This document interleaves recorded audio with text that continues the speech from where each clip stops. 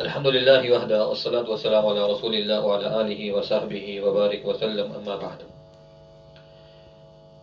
آج کی یہ اہم تربیتی نشست تمباکو نوشی کی شرعی حیثیت کے حوالے سے منعقد کی گئی ہے۔ بالعموم پوری دنیا میں اور بالخصوص پاکستان کے اندر تمباکو نوشی جو ہے یہ ایک وبا کی طرح پھیل رہی ہے۔ اس کی زد میں تو عمر کے ہر حصے کے افراد تو آ ہی رہے ہیں، لیکن المیہ یہ ہے کہ وہ نوجوان جو معماران قوم ہیں اور جو مستقبل کے نونہال ہیں، جو مستقبل کے معماران قوم ہیں یا جن کی باغ دوڑ جن کے ہاتھوں میں آنی ہے، وہ اس بری بیماری کے اندر، اس بری لت کے اندر پڑ چکے ہیں اور اپنی وہ توانائیاں اور اپنی وہ صلاحیتیں جو ملک و ملت کی خدمت کے لیے وقف کرتے یا بامقصد تعمیری کاموں میں لگاتے، وہ ساری کی ساری ضائع ہو کے رہ گئی ہیں۔ تو ہم کوشش کریں گے اپنی طرف سے کوئی نئی بات کرنے کے، نہ ہم اس قابل ہیں، نہ ہم میں وہ صلاحیت ہے کہ ہم اس کے حوالے سے کوئی دو ٹوک موقف بیان کر سکیں۔ البتہ مختلف علماء کرام کے جو فتاوی جات ہیں وہی بیان کرنے کی کوشش کریں گے اور اسی سے مستفید ہونے کی کوشش کریں گے۔ تو یہ سوالات جوابات کی نشست ہوگی، تو اس میں ہم انشاءاللہ تعالی تمباکو نوشی کے حوالے سے اور اس کے بڑھتے ہوئے رجحانات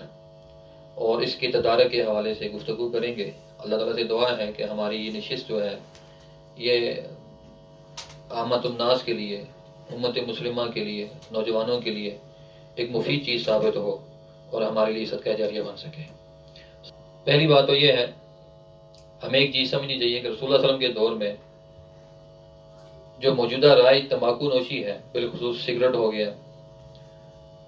نسوار ہو گیا، چرس ہو گیا، افیون ہو گیا، بنگ ہو گیا، ہیروئن ہو گئی، یا یہ جو آئس وغیرہ ہے، یہ تو نہیں تھے۔ رسول اللہ صلی اللہ علیہ وسلم کے دور میں منشیات کے اندر جو سب سے اہم چیز تھی وہ شراب تھی، اور شراب کے حوالے سے قرآن مجید میں 3 مختلف اوقات میں احکامات نازل ہوئے۔ اللہ رب العزت نے شراب کو اس کے نشے کی وجہ سے اور اس کے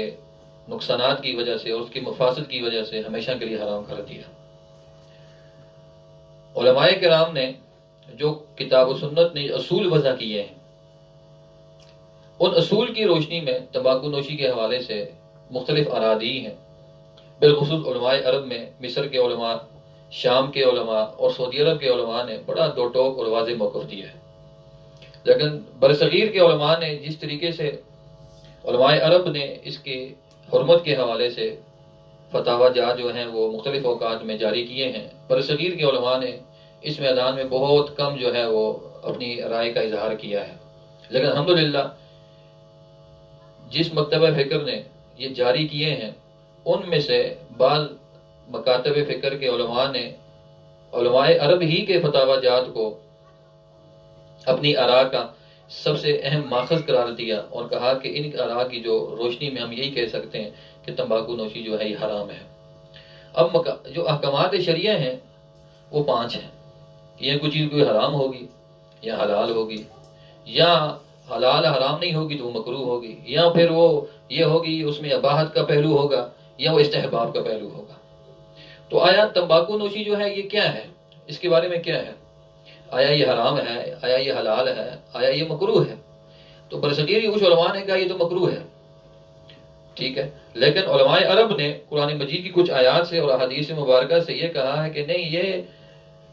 نہ مکروہ ہے، جائز تو دور کی بات، جائز نہیں ہے، مکروہ دور کی بات، یہ تو مطلق حرام ہے۔ اور قرآن مجید کی جن آیات سے انہوں نے جو ہے وہ استنباط کیا، استدلال کیا ہے، وہ قرآن مجید کی سورہ نساء کی آیت نمبر 29 ہے، اور دوسری آیت مبارکہ ہے وہ سورہ البقرہ کی آیت نمبر 195 ہے۔ وہ قرآن مجید کی سورہ البقرہ اور سورہ نساء کی آیات مبارکہ ہے۔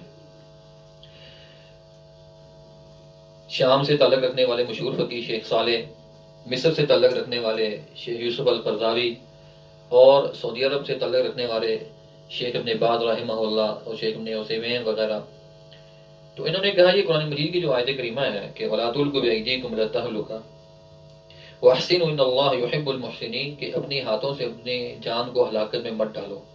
گو کہ اس آیت کا شان نزول جو ہے نا وہ انفاق فی سبیل اللہ ہے، کہ اللہ کی راہ میں جو لوگ مال خرچ نہیں کرتے وہ اپنے ہاتھوں سے اپنی جان کو ہلاکت میں ڈال رہے ہیں، یعنی اللہ رب العزت نے کہا وہ ہلاکت میں پڑ جائیں گے۔ اب ظاہر ایک بندہ کنجوسی کرتا ہے، یہ مال خرچ نہیں کرتا، تو کس قسم کی ہلاکت میں پڑ سکتا ہے، یہ اپنی جان کو نقصان پہنچا سکتا ہے، ظاہر وہ سبب نہیں آتا، لیکن اس کا نقصان یہ ہوگا کہ کنجوسی کی وجہ سے ہو سکتا ہے کہ اس کے اندر مال کی لالچ اور ہوس پیدا ہو جائے، اور لالچ اور ہوس جو ہے یہ بعض اوقات انسان کو خون بہانے پہ آمادہ کرتی ہے، بظاہر یہ لگتا ہے، یا اس کے آخرت میں یہ ہوگا کہ اپنے بھائی کے ساتھ مدد نہ کرنے کے جرم میں اللہ تعالیٰ اس کو کوئی سزا دے دے۔ تو اگر انفاق فی سبیل اللہ نہ کرنے کی وجہ سے انسان کی جان ہلاکت میں پڑ سکتی ہے،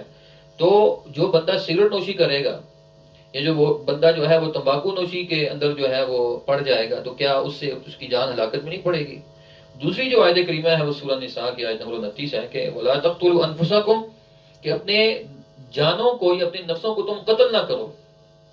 اپنے آپ اپنے ہاتھوں سے ایسا کوئی کام نہ کرو، ایسا عمل نہ کرو جس سے تمہاری جان خطرے میں پڑ جائے، چاہے وہ خودکشی کی صورت میں ہو، چاہے کوئی ایسے اعمال یا ایسے کوئی حرکات ہوں جس سے انسان کی جان جو ہے وہ خطرے میں پڑ سکتی ہو، یا کوئی ایسی چیز کھا لے جس سے اس کی صحت جو ہے یا جان جو ہے وہ خطرے میں پڑ سکتی ہے، تو قرآن مجید کی ان آیت کریمہ سے وہ چیز کیا ہو جائے گی؟ ناجائز ٹھہر جائے گی۔ پھر انہوں نے جو حدیث مبارکہ سے استدلال کیا ہے، جو ایک واضح اصول ہوتا ہے کہ رسول اللہ صلی اللہ علیہ وسلم کی حدیث مبارکہ، امام احمد نے اس حدیث کو جو ہے وہ روایت کیا ہے ام سلمہ رضی اللہ تعالیٰ عنہا سے، کہ نبی صلی اللہ علیہ وسلم نے فرمایا کہ نہا رسول اللہ صلی اللہ علیہ وسلم عن کل مسکر و مفتر، ہر وہ چیز حرام ہے جس کے اندر نشہ ہے یا جس کے اندر کوئی فطور یا بیماری ہے۔ اب شراب کس وجہ سے حرام ہوئی ہے؟ شراب دو وجہ سے حرام ہوئی ہے، ایک تو اس کے اندر علت جو ہے وہ اس میں نشہ ہے، دوسرا اس کے اندر کیا ہے؟ نقصانات ہیں۔ قرآن مجید کہہ رہا ہے کہ اس میں فوائد ہیں، لیکن جو اس کے نقصانات ہیں وہ اس کے فوائد سے زیادہ خطرناک ہیں۔ قرآن نے خود کہا شراب کے اندر فوائد ہیں، لیکن جو اس کے نقصانات ہیں وہ اس کے فوائد سے زیادہ ہیں۔ تو اس چیز کے اندر جس چیز کے ایک اصول جو ہے وہ ایک مستنبط ہوا، اگر ایک چیز ہے اس کے اندر فوائد بھی ہیں اور اس کے اندر نقصانات بھی ہیں، لیکن اگر اس کے نقصانات اس کے فوائد سے بڑھ جائیں تو قرآن مجید کی اس آیت سے ہم کہہ سکتے ہیں کہ اجتہاد کرتے ہوئے یا قیاس کرتے ہوئے اصول وضع ہوگا کہ وہ چیز حرام ہو جائے گی۔ اب آتے ہیں تمباکو نوشی کی طرف۔ دنیا کے تمام ڈاکٹرز، اطباء، دنیا کے تمام ماہرین صحت اس بات میں متفق ہیں کہ تمباکو نوشی کے اندر کسی قسم کا کوئی فائدہ نہیں ہے، بلکہ انتہائی صحت کے لیے نقصان دہ ہے۔ شراب کے پھر کوئی فائدہ ہے، لیکن نقصانات زیادہ ہونے کی وجہ سے اللہ نے اس کو حرام کر دیا۔ تو یہ جو چیز ہے تمباکو نوشی، اس میں تو کوئی فائدہ ہی نہیں ہے، نہ یہ غذا ہے نہ یہ کچھ اور چیز ہے، اس کا تعلق کسی چیز سے نہیں ہے اور اس کا کوئی فائدہ بھی نہیں ہے۔ یہ انسان کی صحت کے لیے نقصان ہے، اس کے مال کے لیے نقصان ہے، ماحول کی آلودگی کے لیے ہر لحاظ سے یہ نقصان دہ ہے۔ تو پھر یہ کس طریقے سے جو ہے یہ جائز ہو سکتی ہے، یا آپ اس کو مکروہ قرار دے سکتے ہیں؟ تو قرآن مجید کی آیات کریمہ سے علماء عرب نے یہی استدلال کیا ہے کہ یہ چیز جو ہے حرام ہے۔ اگر اس کا آپ کہیں جی نہیں قرآن میں کہاں لکھا ہے، تو قرآن کے ان اصول کی روشنی میں علماء کرام نے یہ کیا کیا ہے؟ اجتہاد کیا ہے، قیاس کرتے ہوئے کہا کہ یہ چیز جو ہے یہ حرام ہے، یہ کسی صورت میں جائز نہیں ہو سکتی۔ بعض لوگوں نے کہا نہیں شراب میں جو نشہ ہے اس میں سے حرام ہے، سگریٹ میں نشہ تو نہیں ہے۔ ٹھیک ہے مان لیتے ہیں، اول تو سگریٹ میں نشہ ہے، جو لوگ اس کی عادی ہیں اس کو چھوڑ کے تو دیکھیں نا، جو لوگ نسوار کے عادی ہیں جب نسوار نہیں ملتی ہے، سگریٹ نہیں ملتا، تو ان کی ذہنی کیفیت کیا ہو جاتی ہے؟ چلے مان لیتے ہیں اس میں نشہ نہیں ہے، لیکن اس کے بیماری تو ہے۔ دنیا کے تمام جو ہیں وہ تمباکو نوشی کی کمپنی یا فیکٹریاں جو ہیں وہ جب سگریٹ کو پیک کرتے ہیں تو ان کو یہ لازمی ایک اس کے اوپر ایک لیبل لگانا پڑتا ہے کہ خبردار تمباکو نوشی صحت کے لیے مضر ہے، وزارت صحت، بلکہ کینسر کا منہ جو ہے وہ لگاتے ہیں۔ تو اس سے بڑھ کے کیا ہو سکتا ہے کہ اس میں بیماری تو ہے۔ تو رسول اللہ صلی اللہ علیہ وسلم کی حدیث کے روشنی میں کہ نہا رسول اللہ صلی اللہ علیہ وسلم عن کل مسکر و مفتر، ہر وہ چیز حرام ہے جس میں نشہ ہے یا جس میں بیماری ہے۔ اگر نشہ نہیں بیماری ہے تو بیماری ہونے کی وجہ سے چیز نقصان تو ہے، تو حرام تو ہوگی۔ جی ہاں حضرت، جو نوجوان آج ہم دیکھتے ہیں اس کے دائرے میں آ چکے ہیں، تو ان کے بارے میں کیا یہ ان کا قصور ہے یا اس میں والدین کا کچھ ہے، یا کیسے ہم اس کو روک سکتے ہیں؟